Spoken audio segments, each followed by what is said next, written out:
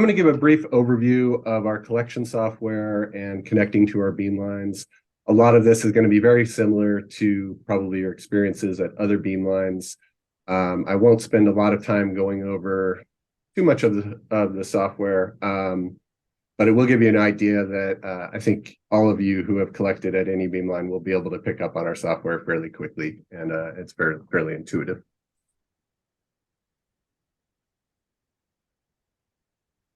So after Stacy, after you've reserved your Beam time with Stacy, if you're a new user, you're going to need a BCSB user account. Stacy will put you in touch with me or let me know that a new user has been requesting a user account. Generally, we're going to issue one shared account per group, though we can issue individual accounts within a group if needed. This will create a home directory and unique desktop where you can store. We don't let you store your data on these desktops, but you can store notes and things of that nature. It'll be your own unique desktop. The login will also give you access to our processing and data backup machines 24 hours a day. You can use HKL 2000, XDS, things of processing software, as well as back up your data from these machines. Accounts will only have access to the Beamlines during your scheduled shift. So a lot of people will try and log in continuously to the Beamline 4 hours early. And this can actually get you blocked on our system. So it's something that I like to remind people that just wait about 10 minutes, 15 minutes before your shift will enable your login, and then you'll be able to log in. We use NoMachine remote desktop. Probably some of you have used this before. It's fairly intuitive. You just download the client, and 98% of our users are collecting remotely these days, and we've really had no major problems with this, except for an occasional restart of the NoMachine server.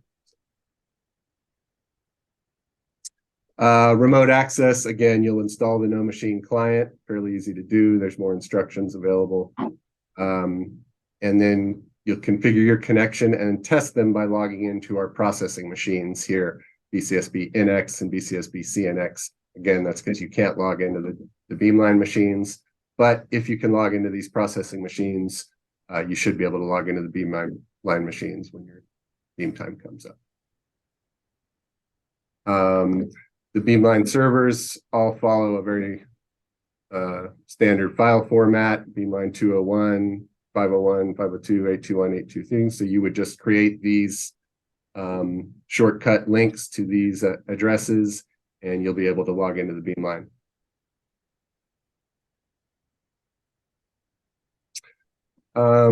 After you log in, here's an example of your desktop. You'll open up a terminal and right-click to open a terminal, type B4 in the prompt. That'll open up the login for the collection software. You'll use your same login and password, and the GUI will open up. One thing I didn't mention is when you first log in with NX to our processing machines to test your connections, it's a very good idea to adjust the settings and resolution to as high quality as possible so that you can see the entire GUI in your screen. So that's something that a lot of people, we find out 4 hours into their shift that the GUI is giant and they're only seeing half of it on their screen. So it's definitely worth spending some time getting everything set up properly. Okay, now I just want to give a quick overview of BOSS4. It stands for Beamline Operating System. This is the 4th version. We basically all refer to it as B4 here. So there's going to be quite a few slides here showing different functions. The real point of this is to show that I think we have all the functionality that you're going to find at any Beamline, plus some extra. So I'll go through these fairly well. One thing I'll remind you of is that this is, again, going to be a quick overview. We can provide software training for you either in the first 15 minutes or so of your Beam time or ahead of time to answer questions, as well as if it's a large group, giving some sort of seminar on Zoom and things of that nature. You can just email BCSB support. So here's a picture of the software as you would just open it. You'll notice up here we're on the Quick tab. This is a tab that we've sort of whittled down and narrowed down to have what we believe are all the necessary features for basic data collection. The other tabs that I'll go through up here are sort of more expanded versions of the robot, the centering, the collect tabs. So from this tab, you can mount a sample, you can center your crystal. We do a click to center, click, rotate 90, click again, and you should be on center. You can adjust the collimator size, adjust the detector distance. The resolution is updated here as you adjust the detector distance, and then you can select snaps, runs, things of that nature here, and collect. So most things can be done from the Quick tab is the idea. Beam tab, again, has just some additional things. You can adjust lighting, change the convergence, put in attenuators to adjust intensity, things of that nature. Robot tab has some additional robot features. You can mount, exchange. After you do your first mount, select your next pin and exchange. It'll automatically remove the current pin and put on the next one. We have an annealer that can be used, as well as a pin-based warmer that actually comes on automatically between mounts to sort of keep the pin from drifting if the base happens to be icy. Seeing that helps improve the centering. And then the Collect tab has more advanced collection features. And I'll go show you some of those more advanced features in a moment. So from the Collect tab, you can also do this from the Quick tab. You can do your basic snaps. This is done by selecting this drop-down menu. Snap. You can do WebICE screening by clicking the WebICE checkbox, and then pushing start. It'll automatically take 2 shots at 0 and 90 degrees, orthogonal shots, and then feed those shots to WebICE for strategy information. Collecting a data set, you drop the drop down to run, set your parameters, beam size, start frame and end frame, or start with or the number of degrees to collect. Your wedge size or your delta phi is 0.25, so this is going to take 4 shots per degree. You're going to have 720 shots total.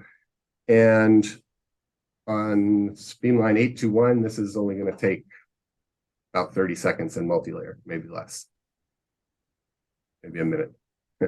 It's quite fast on some of these beamlines with the fast framing detectors. Your data set options, we've got standard collections. You can do inverse beam and MAD collection as well on the tunable beamlines.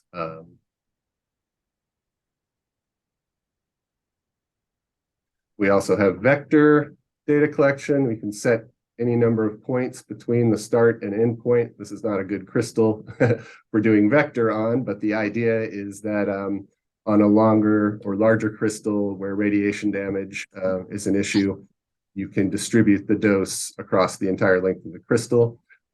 This would take 180 shots at each point along the way. Alternately, one can do helical data collection, where you select a start point and an end point, and the sample will rotate 180 degrees as it takes 720 shots along the line.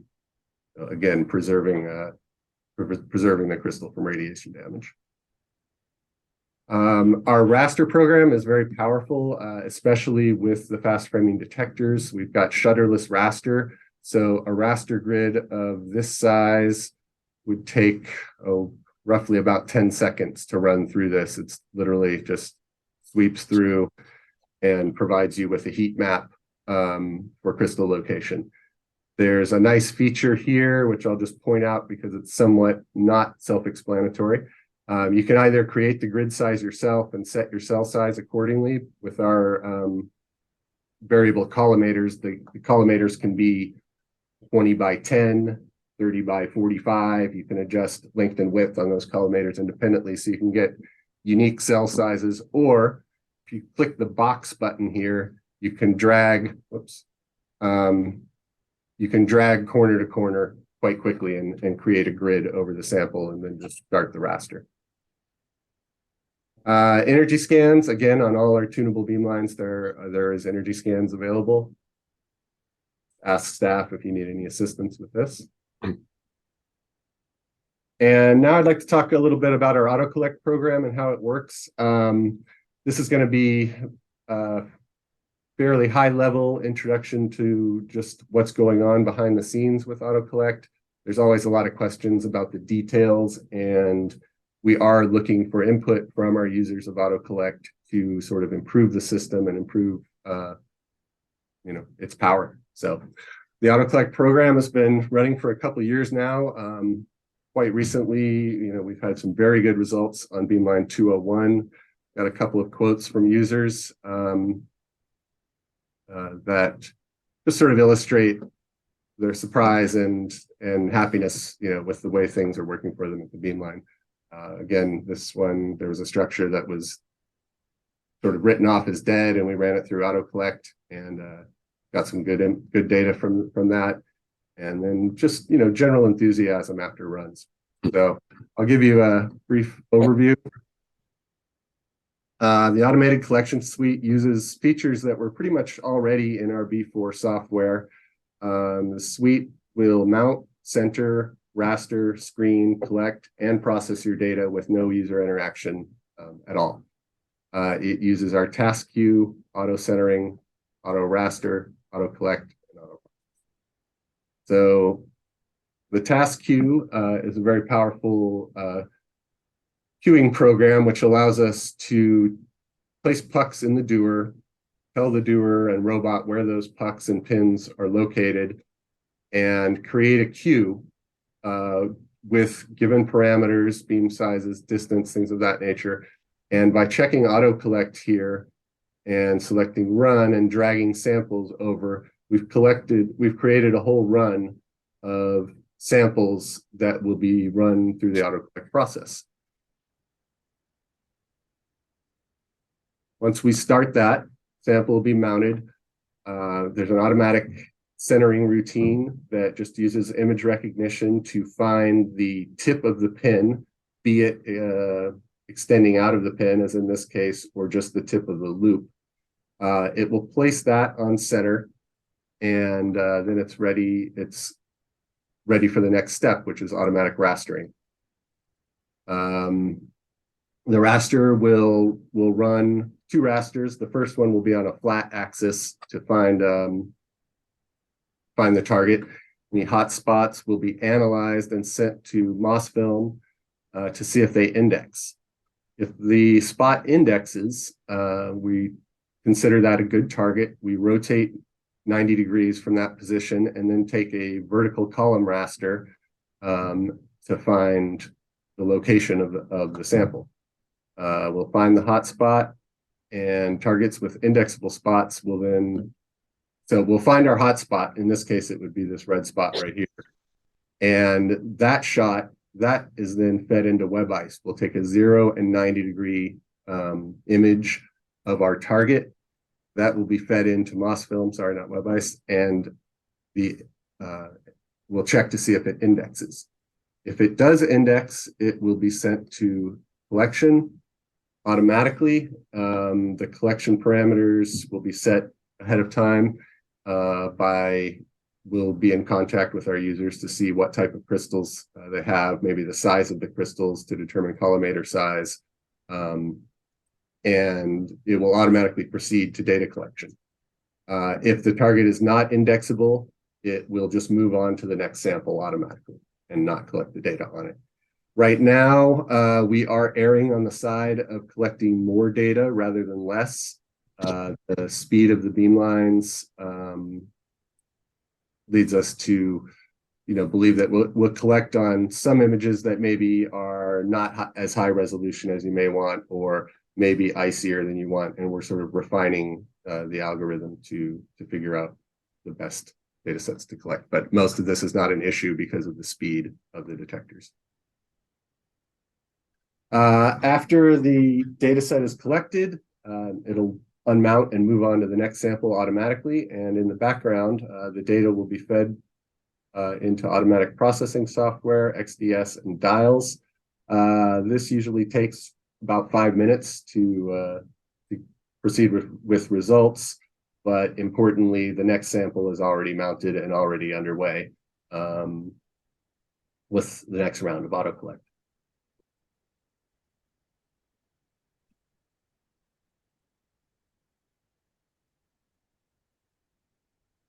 So I want to point out that autocollect can also be used on single samples. The queue I showed you before is the fully automated queue.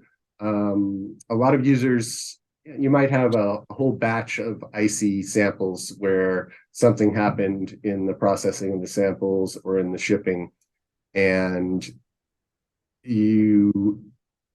it's very tedious to try and raster these samples yourself and try and find a spot under the ice or annealing it and things like that. So if you were to go on here and select the auto collect checkbox on the collect tab and just push start, everything that I just described will happen to this sample. It will automatically center, create a raster grid, raster it, and find the best spot. So we've had great success with people who are maybe just doing manual collection to